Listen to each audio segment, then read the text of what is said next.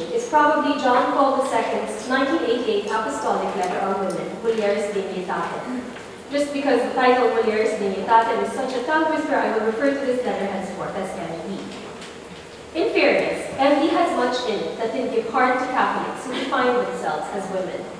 John Paul II affirms, for instance, that the subordination of women to men, which is declared to be their destiny in the book of Genesis, is not the will of God for women and men, but the consequence of sin, of the human striving for knowledge of good and evil independent of God, of which Adam and Eve are equally guilty. The prescription that women should work at home as much as possible inevitably leads to asymmetry of power in society.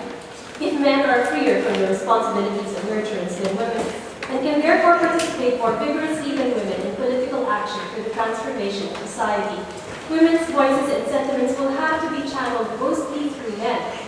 But those men, having a different social experience from women, will not understand the problems that women face within the family or in the larger society in the same way that women do.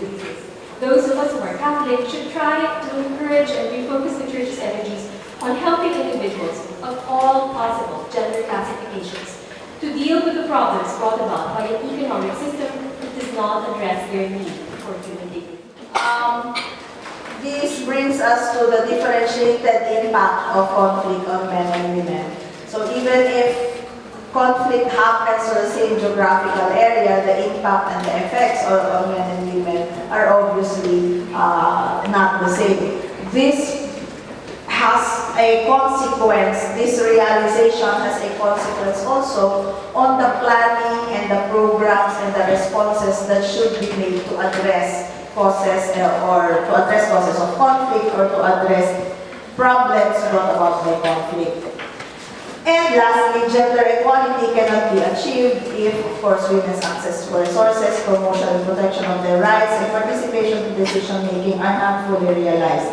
These areas of women's lives are hampered when conflicts are constantly present or when armed conflict has become so protracted and has so been present. And peace talks. And speak out as a young person who wants to have a generation where you will have peace, where you can have security, and where you can freely go wherever you want, because this country, the whole Philippines, is our country. The road to peace may be long, it's winding, it's bumpy.